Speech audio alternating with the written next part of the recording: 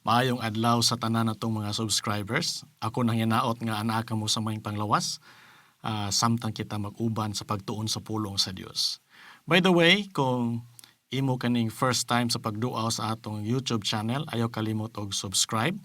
O kung imo kaning tan-aw nga video sa atong Facebook page, i-follow, i-like o i-follow ang atong page para ikaw ma-update sa atong mga bagong episode. Kay kada semana ga-upload ta og bag-ong episode. Aniining episode atong pagatun-an kung unsaon nato nga kita makabaton og buhi og himsog nga relasyon ngadto sa atong langitnong Amahan. O kung maghisgot kita relasyon, ako nagatuo nga ikaw dali makarelate niini. Kay kitang tanan nahilambigit sa usa ka relasyon apan sa lain-lain lang nga paagi. Okay, relasyon sa atong amahan, relasyon sa asawa ug bana, relasyon sa mga higala, o relasyon sa usa ka uyab. O kung muhisgot ta og relasyon, duna gyoy usa ka elemento nga sumala pa sa daghan nga mga research study, kinahanglan kaayo kining elemento para ang usa ka relasyon kini magmalipayon o mulahutay. Okay? Ato kanang pagkatanahon kung unsa kana nga elemento. Ang maong elemento nga nadiskubrian sumala sa mga research studies kana mao ang communication. Either verbal or non-verbal, written or listening, ikinahanglan kana nga mo exist sa usa ka relationship parang kini nga maong relasyon mo lahutay o kani magmalipayon. Nan, mangutana ako pagbalik. Sa unsa man nga paagi kita maka-communicate sa atong amahan? Kabalo ko na anay tubag sa imong unahuna. Well, kana mao ang pag-ampo. Ang pag-ampo mao ang paagi nga kita makigsulti sa Dios nga naglalang og nagpakamatay sa atoa. Kay gusto siyang makig-uban kanato. Usa po ni ka importante nga elemento sa Kristohanong disiplina. So unsa man di ay ang anaa sa pagampo. Akong i-share sa inyo ang usa ka passage nga akong nabasa sa Steps to Christ. Usa sa mga paborito nako nga libro, gani giaghat ko ikaw nga basaha kani nga libro. You can read it online for free. Steps to Christ. Ato kaning pagbasahon, Steps to Christ, page 93. Nagaingon diri. Ang pag-ampo mao ang pag-abli sa kasing-kasing ngadto sa Dios. Sama sa usa ka higala. Dili kay kini gikinahanglan aron sa pagpahibalo sa Dios unsa kita, kundili aron kita makadawat kaniya. Ang pag-ampo wala magdala sa Dios ngari kanato, apan nagdala kanato ngadto kaniya.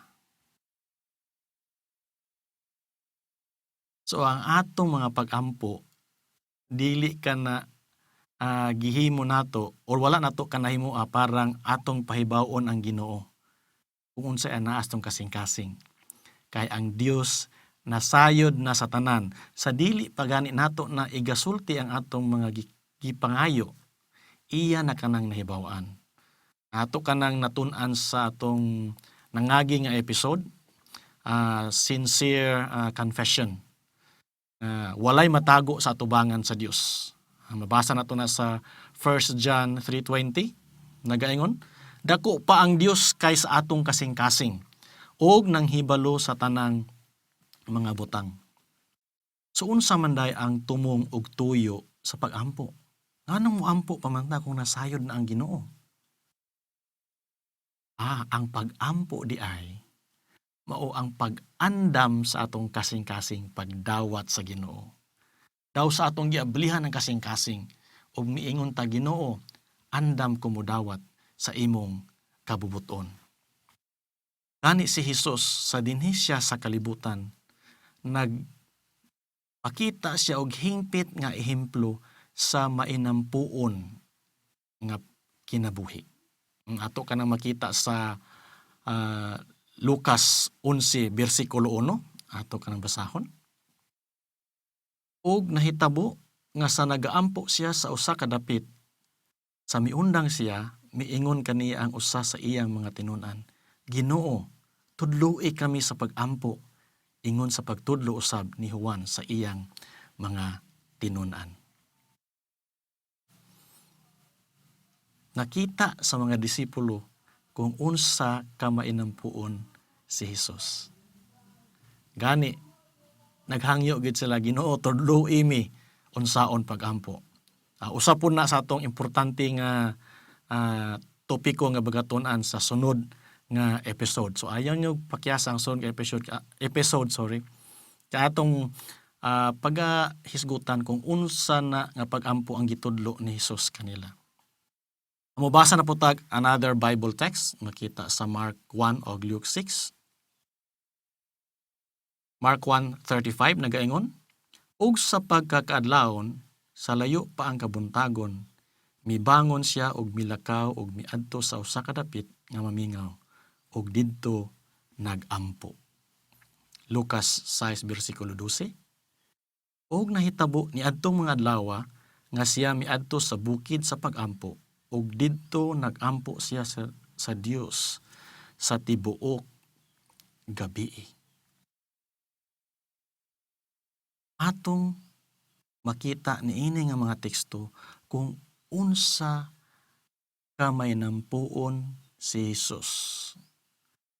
Giunsa niya paghatag og dakong pili ang komunikasyon between sa iyaha og sa iyang langitnon nga amahan. Kung gihatag kana ni Hesus nga ehemplo ngani kanato, dili ba angay nato kan awaton? Gawas pa niana, gipakita ni Hesus kanato kung unsa kadako ang iyang gugma ngadto sa amahan. Kani bitaw nahigugma kaayo ka sa imong partner o sa imong gikarelasyon?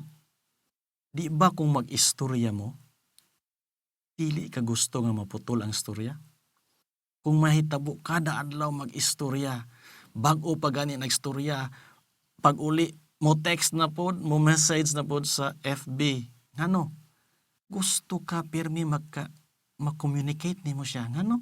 Kay gihigugma kaayo nimo ang maong tao nga imong gikarelasyon. Kani sa dinhi pa si Hesus sa yuta, iyang gitudloan ang iyang mga disipulo. Una, unsaon pag-ampo. Unsaon pag-presentar sa langitnong amahan ang ilang adlaw panginahanglanon.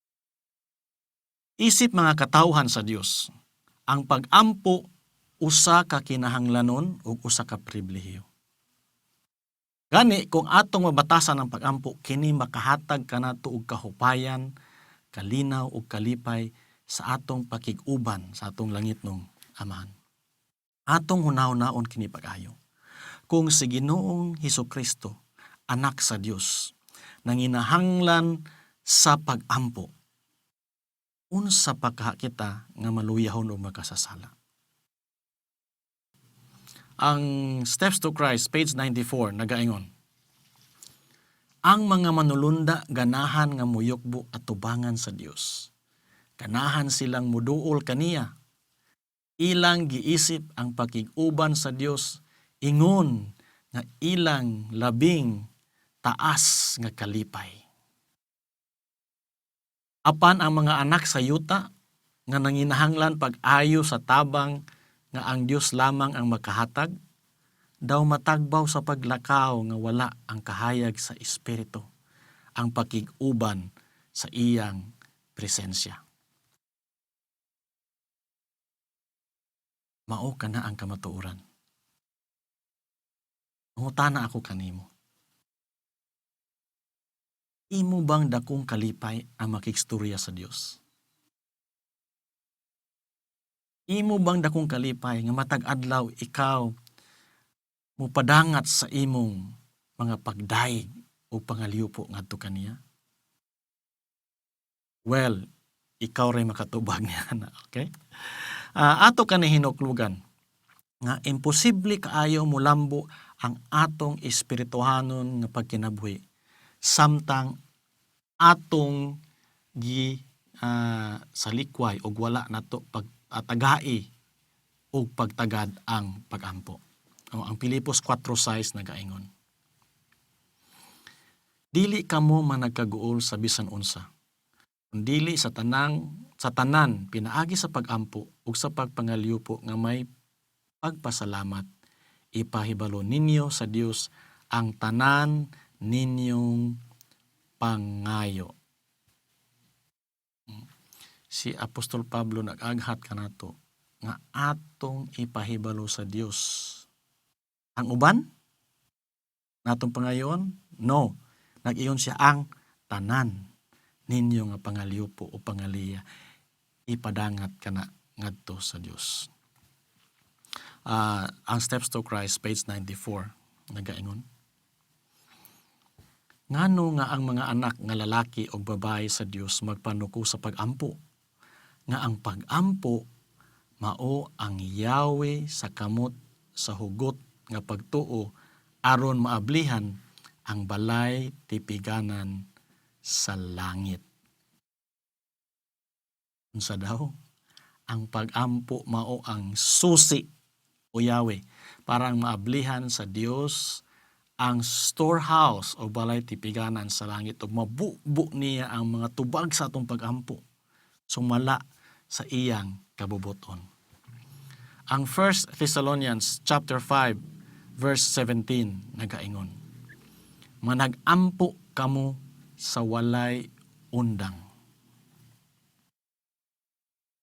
Abi nimo sa gamay pa kong bata, usa man kini sa mga favorite nako nga memory verses kay mubo kayo. Udo na ko'y gamay pangutana sa kong nahuna, unsay pasabot ani? Magsigi og ampo 24 hours kay wa may undang. Unsa may gipasabot anang pray without ceasing, pagampo nga walay undang. Ang pagampo nga walay undang mahitungod kana sa pagdevelop sa usa ka lifestyle sa pagampo. Kini nagpasabot og spontaneous prayer. Imong gibayaw ang imong kasing-kasing adlaw-adlaw o sa tibuok na adlaw ngadto sa Dios. Mugbo man o tag-as nga pagampo. Usahay ang ato kong nabatasan mao kini.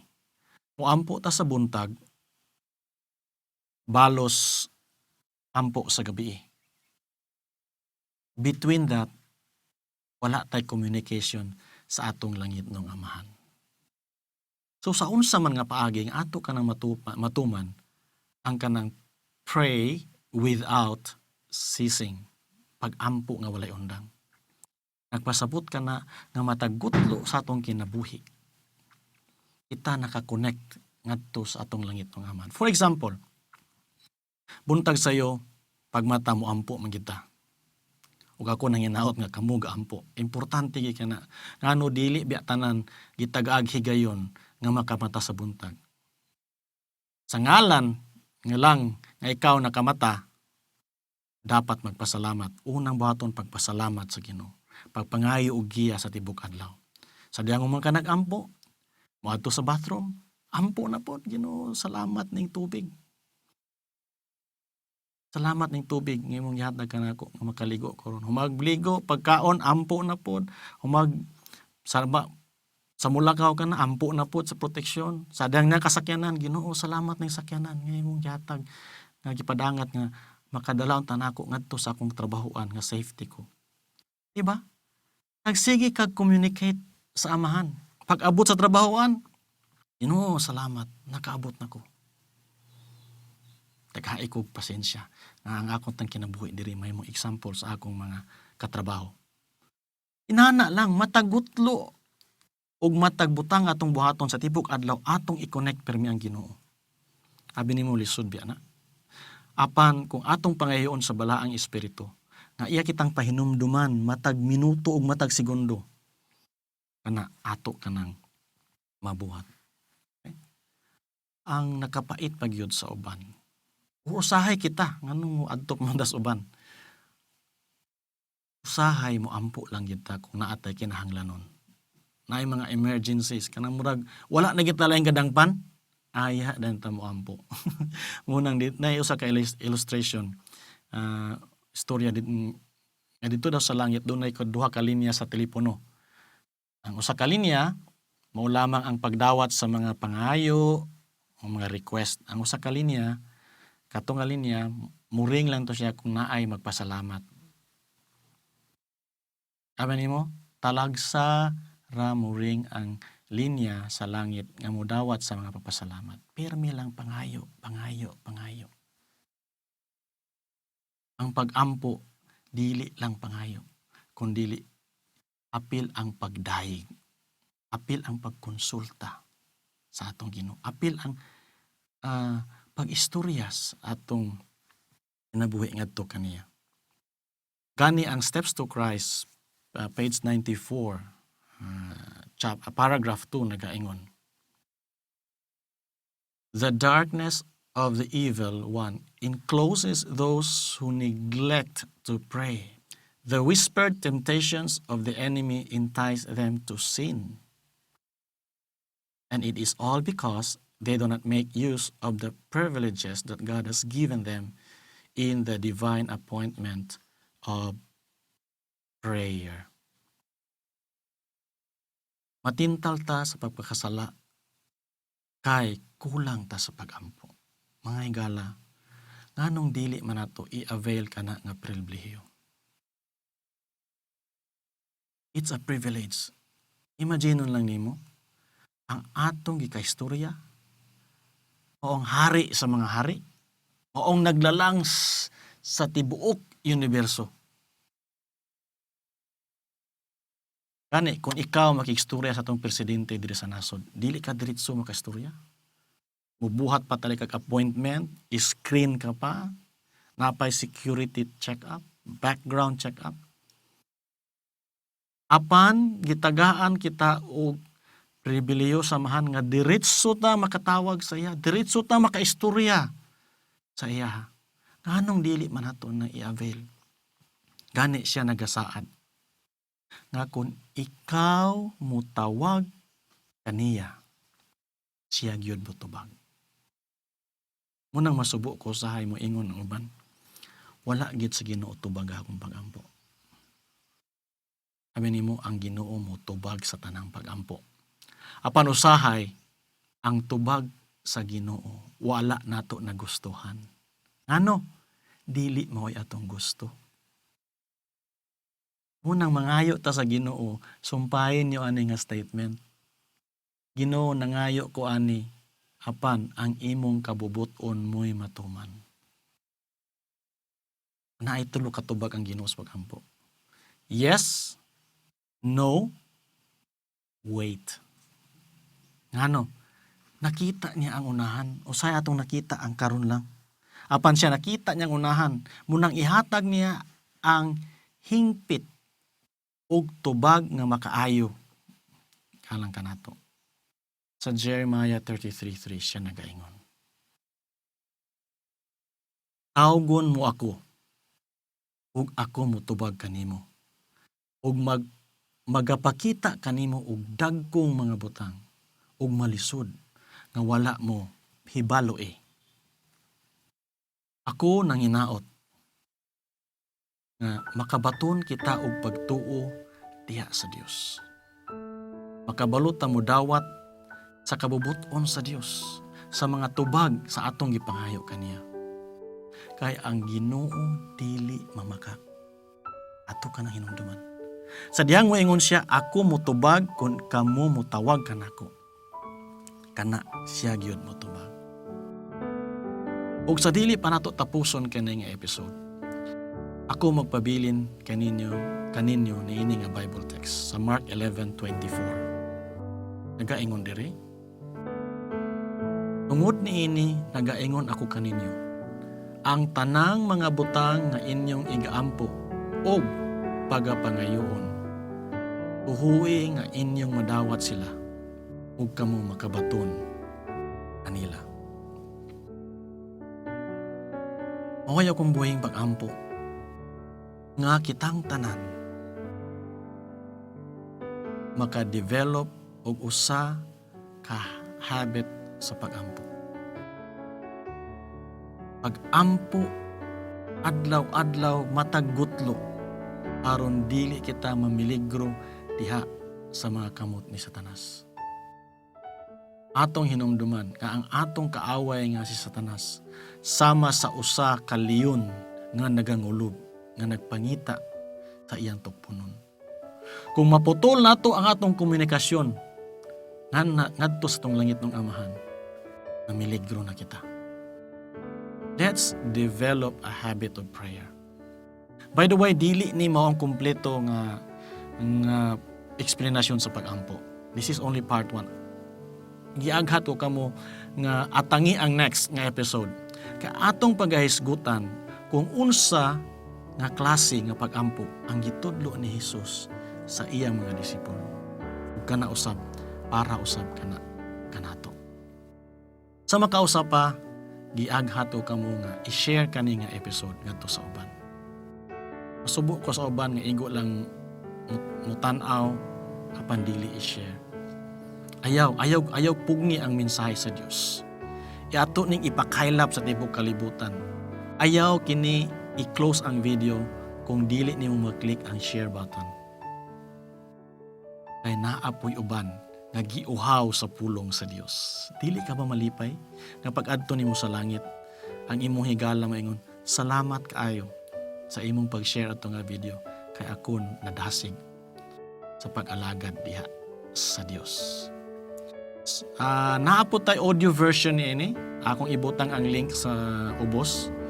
May man tong audio version. Kung inyong i-share, labi na kung inyong mga higala, medyo dili kusog kayo ang internet connection. So ang audio version, medyo makatabang niya na. Inyo nang ma-download sa Spotify, sa SoundCloud. Ang mga links ako lang ibutang sa ubos. Sa makausap pa, salamat kaayo. Ang Dios magapanalangin kanimo samtang ikaw magpadayon pag-develop og relationship nga na kaniya.